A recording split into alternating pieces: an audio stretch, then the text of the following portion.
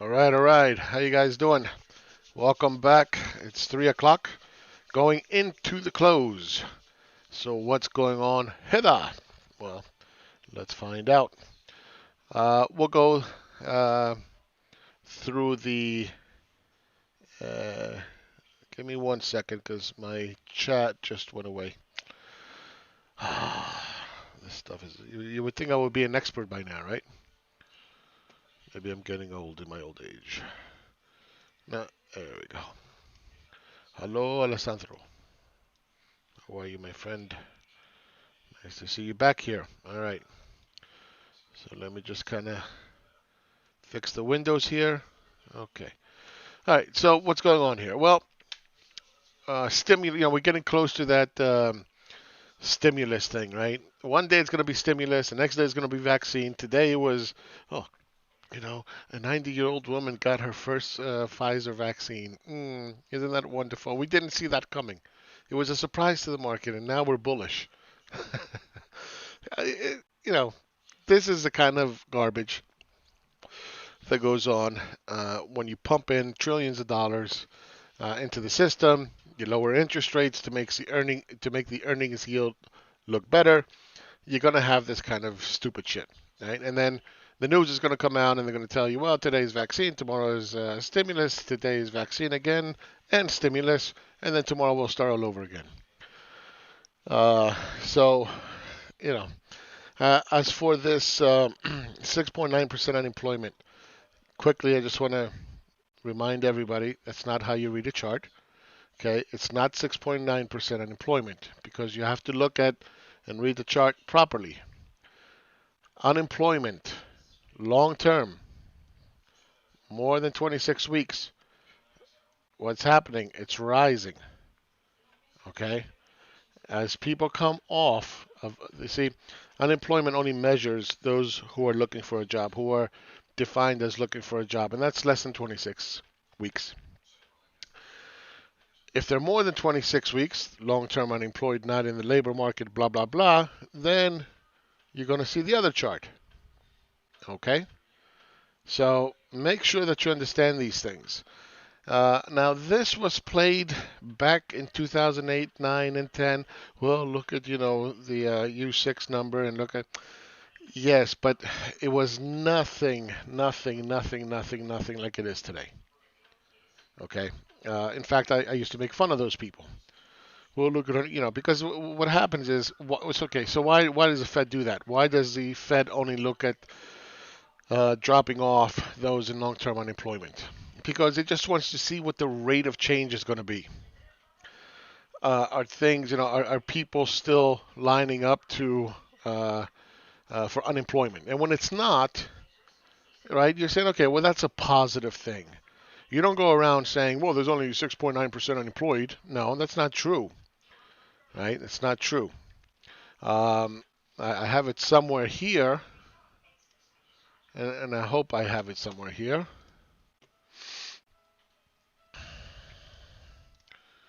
Uh, where is it? Now it's gonna bust my balls. Is it somewhere here? No. Give me a second.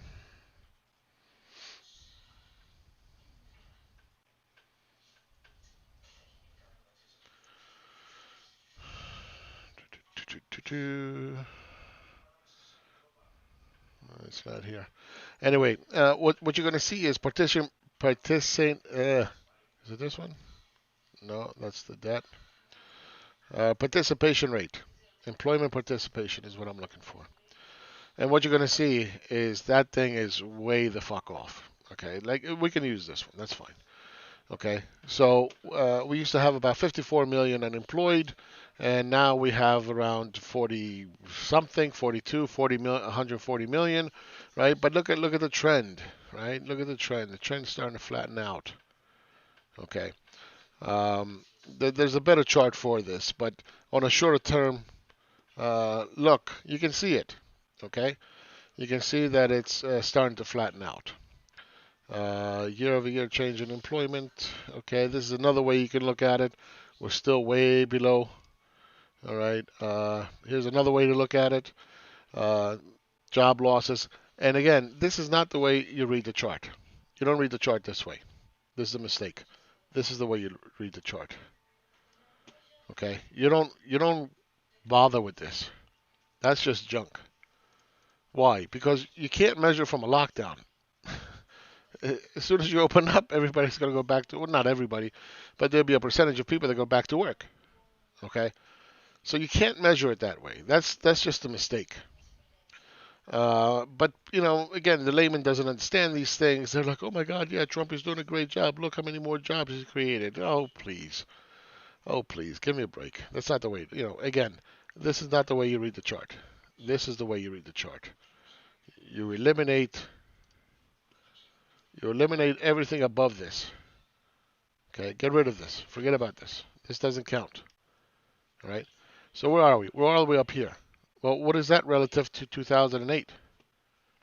Way the fuck above. And we're 9 months into this pandemic, and let's say from April we opened up. Let's say May, right? We got May, June, July, August, September, October, November. It's 8 months. This is December now. It's 8 months, right? And you're still way above what you were uh, in 2008. Okay, so be savvy, be smart. At least walk away from here knowing that this is a bullshit number. Okay, yes, there's some improvement for sure relative to the amount of people.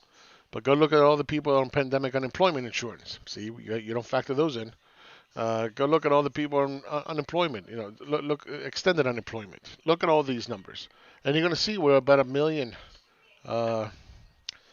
unemployment claims per week. It's fucking horrible, horrible. Anyway, let's get started here. Now, I started, and again, I hope you guys are starting to pick up on some of the tools, and I'll keep giving you some new tools. Tools are important. Tools are going to help you learn how to analyze what you're looking at. Certain tools you don't use. So for years, you won't use them. Other tools, you're going to use them all the time. What I'm going to show you now is something that really didn't matter until now, and the reason it matters now is because the dollar is falling. I showed a number of photos here, right? How the market is going up since the bottom. I guess it was in March. But at the same time, the dollar is falling. Okay? Now, this relationship typically doesn't matter on a normal market. But when you're in this kind of market, it does matter.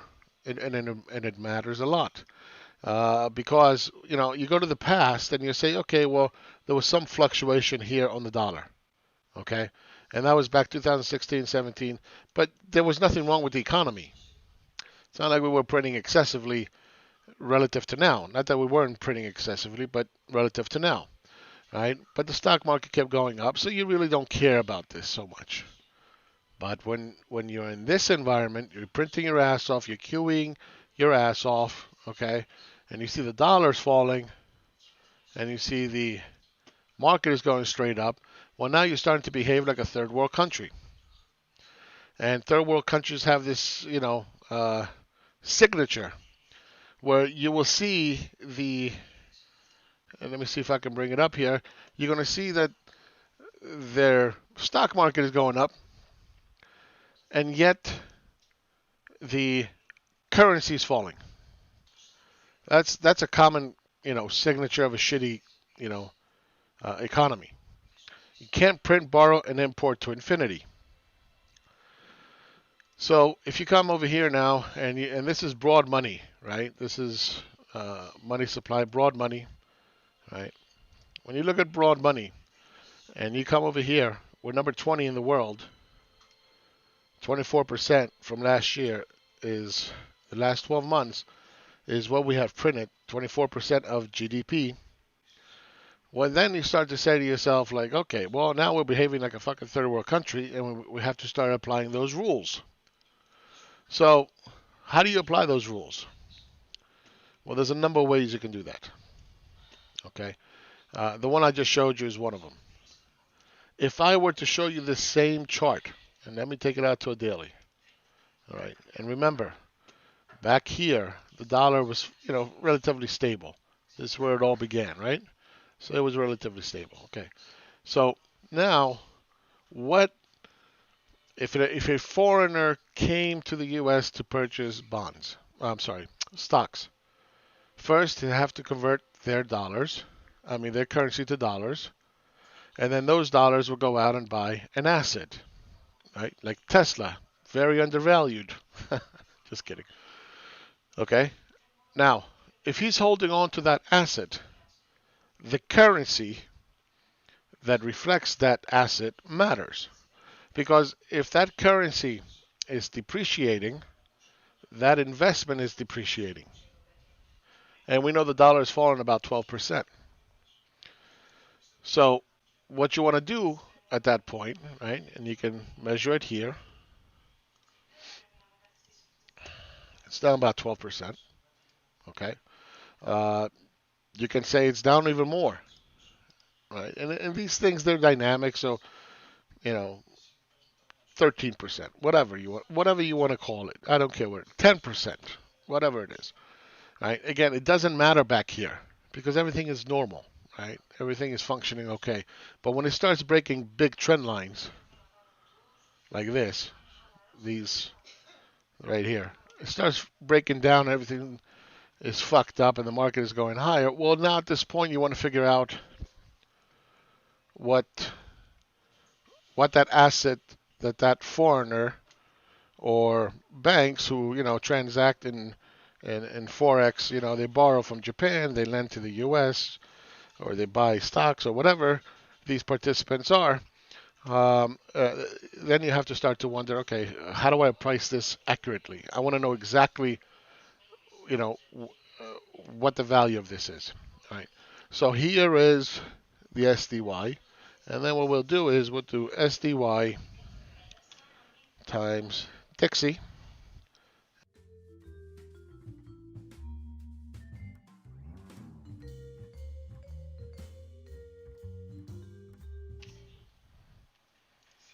Okay, I think I pushed the button by accident. All right, so here's the difference. We're not even close to the all-time highs. Why? Because there's a currency devaluation. Okay. Again, I will show it to you uh, without it. So it's saying here 97, right? Well, without it, where is it at? Okay, it's 106. Looks like it's at near all-time highs, but that's not the case because the currency of that asset has devalued by 12%. So let's do, and that's dividend weighted. You can do the same thing with all the other indexes. And you want to start looking at it from that perspective now.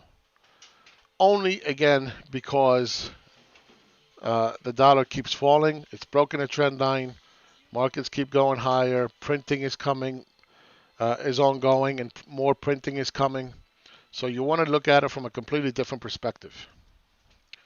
Uh, so here is equal weighted S&P, for example. Okay, and the price is 126. Well, what if we do the same thing here? Right. So we times that by Dixie, and divide it by 100. Boom. There you go. We're not even close to the all-time highs. Well, we are close, but you know what I'm saying. Okay. It's not. It doesn't appear the same when you just uh, look at it on the surface. And I'll give you one more example, and this one is a little bit more pronounced. Let me see if I can find it. There we go. All right. So here's the Istanbul Index, 100 and the BIST 100, Istanbul Index. Now you know that the Turkish lira is falling apart, right? So you're seeing that it's rising, Everything looks great. All right. So let's do the same thing here, only we're going to do the lira. But here we're going to do Turkish lira USD because we want to evaluate in Turkish lira how much it has depreciated. Okay.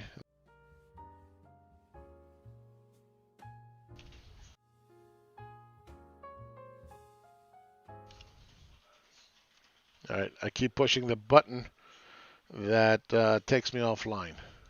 Okay. Uh, Sorry about that. So I can't use that button now. All right. Let's try this one more time. I'm probably going to shut off, but I'll come right back. Am I still here? I hope so. All right. Good. I'm still here. So here it is. Here is what the best the Istanbul index actually looks like relative priced in dollars. It's not bullish, is it? Right? Anybody that went out and bought that index is actually losing money. They're losing their ass. Why? Why? Because the currency has devalued so much that no matter how much the stock market cannot keep up with the currency devaluation. It's not going up fast enough. Okay, uh, so think about these things, and you can test this. By the way, you can just come up here and say, okay, well, I want to know Turkey what it looks like. All right, change this to red, and you will see it's identical. Voila. Okay. So once we start getting into these kind of weird markets like we are now, unemployment is down, unemployment is high, stock market is going straight up, dollar is falling. Now you got to start paying attention to these things. All right. All right. So, New York Stock Exchange breaking the previous high, but not in dollar terms. So be aware of that. Dow Jones continues to push higher up against this flag right in here. Hasn't broken out yet. The S&P today had a nice little bull flag. Showed it to subscribers. I said, get ready for this one. All right, one more up. But there was a problem because you had the NASDAQ, which yesterday was outperforming, breaking down. So it was a little bit conflicting here. Okay, it started to break down, then it came back into structure, and now what is it doing? Well, now it's pushing higher. Fair enough. So what does that mean? Well, when you go back and you look at the previous 2 points that we have measured as waves, they're valid. So the structure is valid. It is going incredibly bullish, and still we have not reached this wave right here. Okay, the top of it. Let me fix that.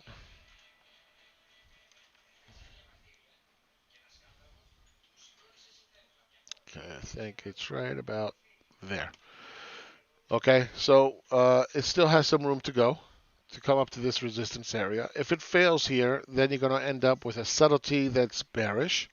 Okay, if this starts to come down, then and you don't have enough strength to come all the way to the top of this channel, then that's a bearish signal. Okay, so be aware of that. The crossing of the line in of itself, it doesn't really concern me that much. If it holds or continues to consolidate, then I want to pay attention to that because it could be a longer term breakout from the previous high. Okay. All right. Here we are again with the small caps. Let me fix this. There we are.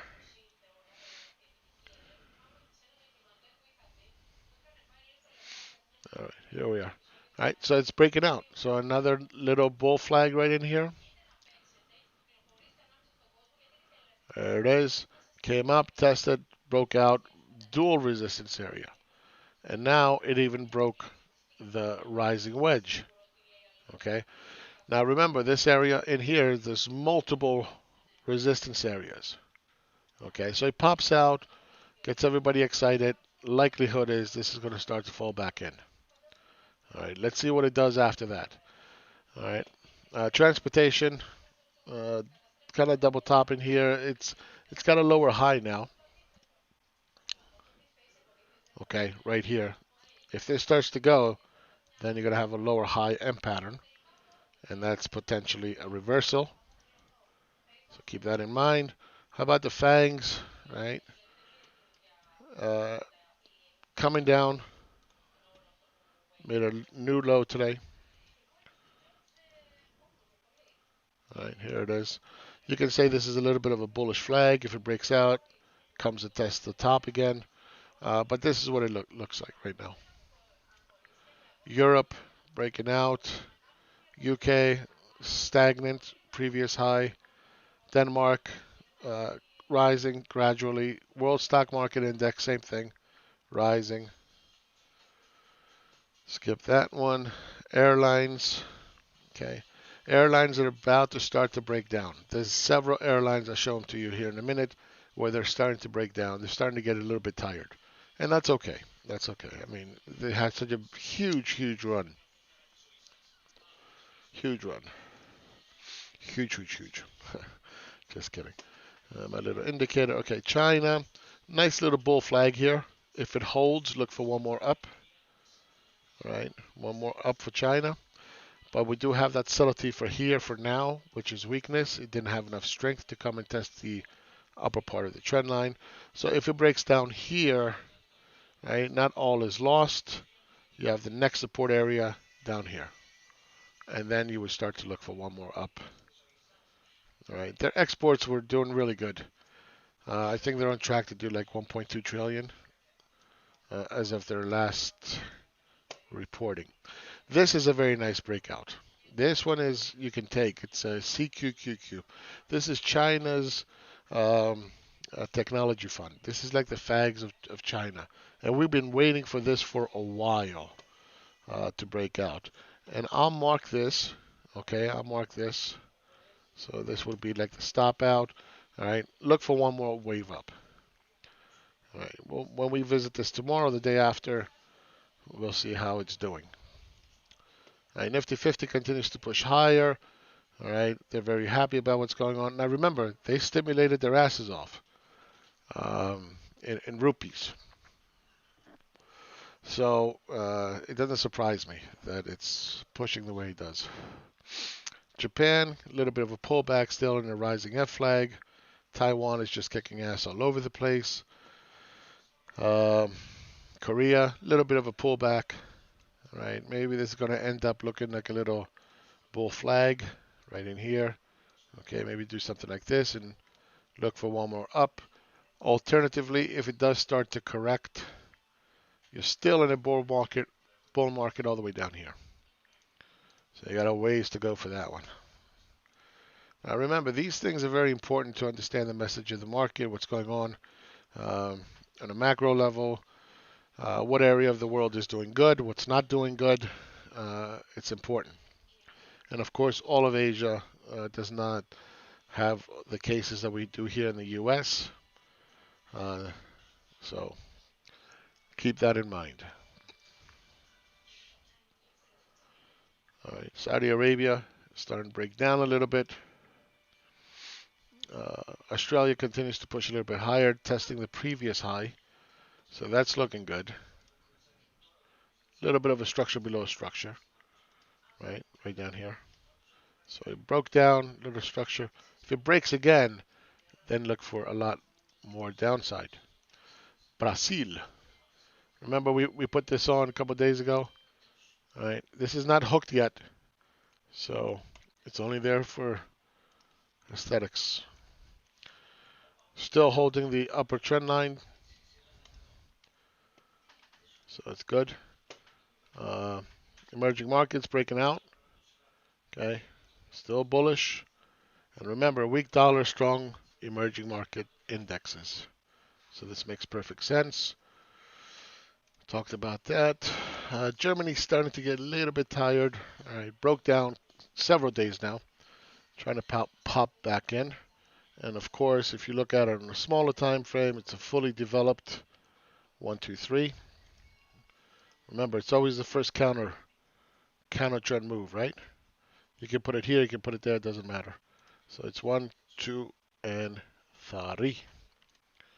All right. Now, if it hooks a little bit more, we can do something like this. In fact, we'll just do it like this now.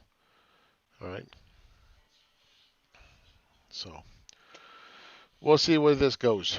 A little bit of an expansion, I will call it. All right. Brazil, India, China, and Russia, the BRICS, doing very well as they should. Real estate getting a little bit tired. Okay, this was supposed to have some nice follow through. It didn't happen. And again, I point out that wedges usually they break one way and then do the other. So look perhaps for more of a correction or not too much upside in um, real estate. Financials, we had a structure below a structure. It's failing. I don't know what it's doing. KBE, nothing. Oil. Oil again is ready to to push higher. All right. We had a nice little breakout here. Came back. All right. A little bit of a psych. All right. Looking for the next move up. Remember, when the structure is pointing downwards, the next move is going to be up. All right. If it starts to break this trend line, I would be concerned. Okay. So for right now, this is kind of what it looks like.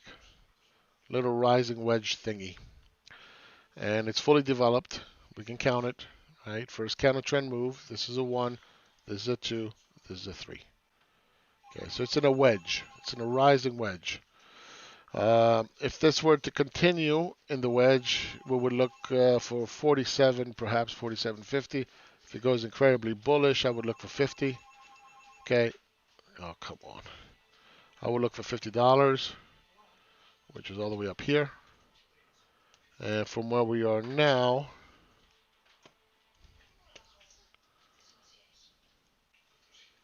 that's about 10% move, right? Well, I should have just done the math. Duh. Sometimes we rely on automation too much. All right, gold pushing higher, right? That's what it's supposed to do. Makes a lot of sense. So weak dollar, strong commodities, looking good. And again, if you were to, draw this out, this is what it looked like. All right. 1, 2, 3. Boom. Opposite. All right. So we want to see it at least come to the top. And then maybe start to pull back a little bit, create some kind of consolidation, right? Something like this, and then look for the next move up. We shall see. Silver, we're still waiting for this one to break out. Not ready yet. Commodities overall, still in a bull flag. We're waiting for these to take off. Commodities, again, the same thing. Precious metals, we're looking for that to push higher. Base metals are doing fine. Let me go to daily.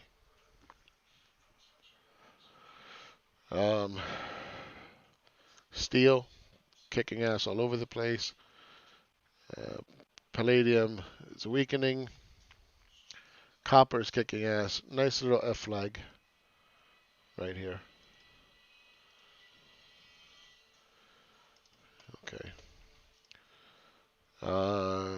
Agriculture is pulling back. So, when you look at precious metals and you look at agriculture, they're lagging in terms of all the commodities.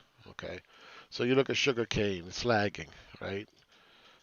Corn, lagging. Steel and copper, they're kicking ass. But when you look at the agriculture, right? Wheat, soybeans is actually doing good. All right, still very bullish. Nat gas, forget about Bitcoin. All right, so we've been saying this for a long time now. Wait for this one to correct a little bit, okay? And sure enough, it hasn't gone anywhere. We had a nice little wedgy looking thing. It dropped, popped, right? And again, this is what I mean about wedges. Okay. You see it building, building, drop, and then does what? The opposite. All right. So now